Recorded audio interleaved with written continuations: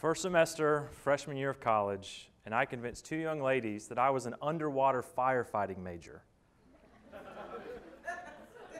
Let that sink in for a second. Underwater firefighting major.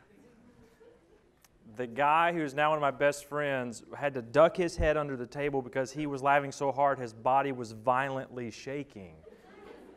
And they said, well, what do you do? The first thing that came to mind was that scene from Finding Nemo. Remember the cartoon from a number of years ago where the sharks throw something on the landmines and it ignites this chain reaction of explosions underwater? And I said that scene, and I said, well, you do realize that still happens, right? Really? Who's going to put that fire out? I never thought of that. Right? I did that because I had gotten bored with the series of questions you get the first semester of every year in college. Who are you? Where are you from? What dorm are you living in? What's your major? Right? There's 4 or 5 questions we always ask at the beginning of every school year in college. When you graduate, it becomes who are you, where do you live, and where do you work? Right? Networking events and at parties and at your new job, people want to know more about you. But in many ways, when you graduate college and move into, quote, the real world at work, we for some reason assign our jobs as part of our identity, right? We decide that where we work is part of who we are, and we decide that also on other people, which is why we ask questions like, where do you work? What do you do? Work in our culture and in our lives is vital to life, right? And we talk a lot about do what you love. If I hear one more person say that, I'm going to lose my mind. And as the father of 2 preschool boys, do the most serious thing I can think of and send that person to time out for a few minutes to think about what they did. Because that is really unhelpful advice for young people. Because it's incomplete advice. Do what you love is great. Okay, step 1. Step 2 ought to say, where do you do it? There's this myth out there for millennials, particularly and people in their 20s, that the dream is to be your own boss, right? You'll read articles of people who claim to work 17 minutes a day, make $800,000 a month from a beach at Fiji, and they've got a plan that you can invest in to be just like they are. Right? That's not reality. What is reality is that the vast majority of us are going to wake up every morning and go work somewhere. But the question is, how do we know where to work? In every facet of our lives now, we are overwhelmed with data. Like many of you, I have an Apple Watch. It tells me all sorts of things about me I didn't know, and I don't really know what to do with it. As with most data, we just simply don't know what to do with it. And when we have so much information available to us now about where we can work, how do we decide where to work? As I've written for Forbes for a little over a year now on Forbes.com, I talk about millennials in the workplace, and I've gotten to interview a lot of really interesting people. And in that time, I've seen this thread that kind of weaves together the fabric of the modern workplace, a picture of where our cultures are in companies and where they're going. It's the thing that represents the companies on the top 100 best places to work list. It's the thing that when you look at the top-rated CEOs on Glassdoor, that is true about every one of their companies. And that is, those companies all look and feel like religious groups. I intentionally pause because when you say the R word, it gets really quiet when you start talking about religion. Right? They look like religious groups. 50, 60 years ago, we talked about management in companies, and we got a lot better at that. In the last 30 years, we've talked about leadership, and we got really good at that. Now we're talking about culture, and companies are spending millions, if not billions of dollars every year to invest in workplace culture. As millennials have gotten in the workplace, we're paid 20% less than our previous generations at the same age. So instead, companies are making your office, your company, a better environment that you enjoy being in.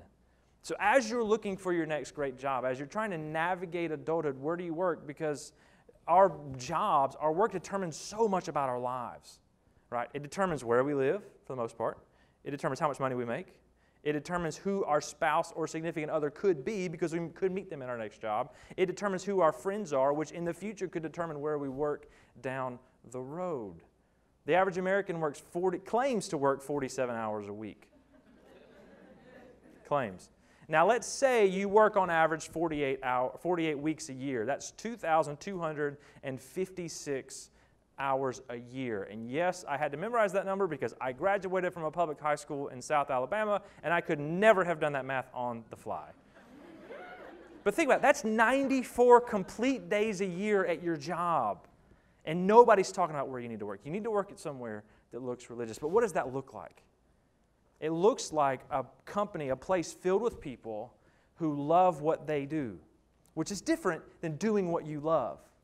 Because doing what you love, your profession follows your passion, and our passion can be shifty.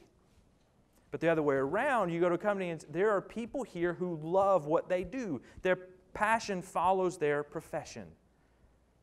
I have a good buddy of mine a college friend of mine named Jay, and Jay works at Walt Disney World in Orlando, Florida, the happiest place on earth. He was there in college, and he went back and was able to get a full-time job because he loves that place.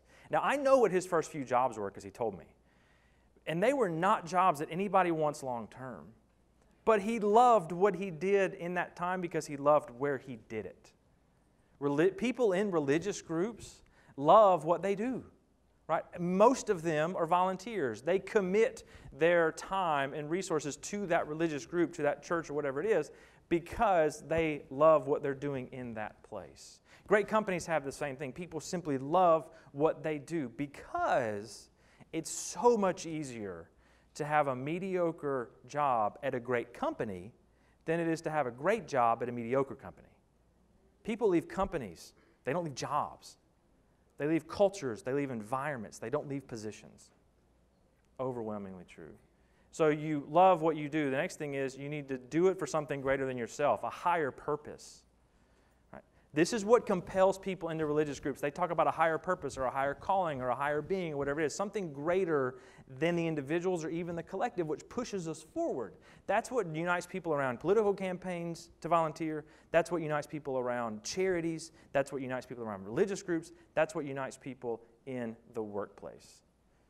Hilton, a company that owns a number of hotel chains, they have 350,000 employees worldwide. Their chief HR officer told me last year in an interview for a Forbes article that their mission is to be the most hospitable company in the world, not to crush their competition in the hotel chain business, not to make more money than every other hotel, not to have the best hotel chain, but to do something greater than that, which is to show hospitality and be more hospitable than any other company on the planet.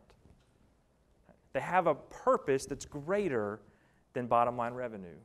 They have a purpose that's greater than beating competition. They have a purpose that's higher that people are drawn to. When you look at great workplaces, what is their overarching vision? Facebook is not setting out to be the biggest, baddest tech company on the planet, even though they are the biggest tech company. They have 1.2 billion monthly users around the world. But when you listen to Mark Zuckerberg speak, what's he saying? We're trying to build a community of people. Right? We're trying to build a place where people can gather and connect with each other. That's the purpose that Facebook is pursuing, not to build better filters for your selfies. Right? Not to build a better mobile app, not to build a better website. Their ultimate vision is to build something that's greater than any one person or any one company, and that is a place where community can happen. I talked to another guy who lives in Atlanta, Georgia, not far from where I live, and he left working at Google and Facebook to go back to work at a quick service restaurant chain called Chick-fil-A because he loved the culture. When he was at Facebook, he was working with brands like Nike and Coca-Cola and some of the biggest companies on the planet, but he left that to go develop a new mobile app at a restaurant chain that sells chicken sandwiches and chicken nuggets because he loves the culture and loves the people and loves the vision of what they're trying to pursue. They're not trying to sell more chicken sandwiches. They've got a vision for people over profits. And it works because they outperform every other fast food chain by triple per store. So you find a place where people love what they do for something greater than themselves with other people committed to the cause. And this is where it really starts to feel like a religious group. It's almost like some companies put the cult in culture, right? They do, because it's like people go to work and they get all jazzed about it. They get all excited. They're thrilled to be there. You sometimes will see pep rallies, and it's what it feels like. And people are cheering each other on, and they're high-fiving. And sales reps are like dinging bells when they meet goals, and they're giving away prizes and doing all these other things because everybody is committed to the vision and committed to what's going on. And they so love what they do that it's infectious, and it radiates throughout everything they do in the company. It's about people. We are a communal species. We are a tribal people. Thousands of years ago, we gathered in villages, assigned everybody different roles for self-preservation. Some people were hunters, some people were gatherers, some people took care of what was going on, some people were the warriors. Everybody had a role, but we were all committed to protecting the community. Thousands of years ago, we were in villages. Now we're in Facebook groups. Right? Now we're in Slack groups. Now we're in other groups internally in our companies or outside on our own that help us come together with other people. They give us a chance to unite with other people, and that's what really drives us. That's what really motivates us. I remember working at a company where most of us didn't like the work we did. We didn't like the culture, except in our department. So it was like our weekly staff meetings. It was like we had a cone of silence around the meeting. And so anything that was said in there stayed in there, but it was a place where we could vent. We would, in a sense, argue with each other. We would disagree. We would fight towards a better future. But when we came out of there, we were stronger. And most of us were ready to go, but we stayed because of the team we got to work with every day, the people that we got to share value with every single day. If you want to win in life, if you want to win in your 35, 40, 45, 50-year career, you need to find a better place to work. Right? You don't need to look for places that have juice bars and they have full-time baristas on staff, which does sound awesome to have a full-time barista on staff. You don't need to have places that have $15,000 espresso machines. You don't need to have places that send you necessarily on a bucket list trip. You need to find a place that allows you to love what you do for something greater than yourself with other people committed to the cause. When you find that, what you'll experience and what you will sense is this deep, almost spiritual, religious experience every day when you pull up to work. You'll experience something that will literally change your life every day for the next 20, 30, 40, 50 years. Because you're a part of bringing your passion to your job, doing something much bigger than yourself with other people who are committed to that calling. If you do that, if you find those places, and they're out there, if you find those places, I promise you, you will win at this thing called adulthood. And you'll be far, far ahead of everybody else. Thank you.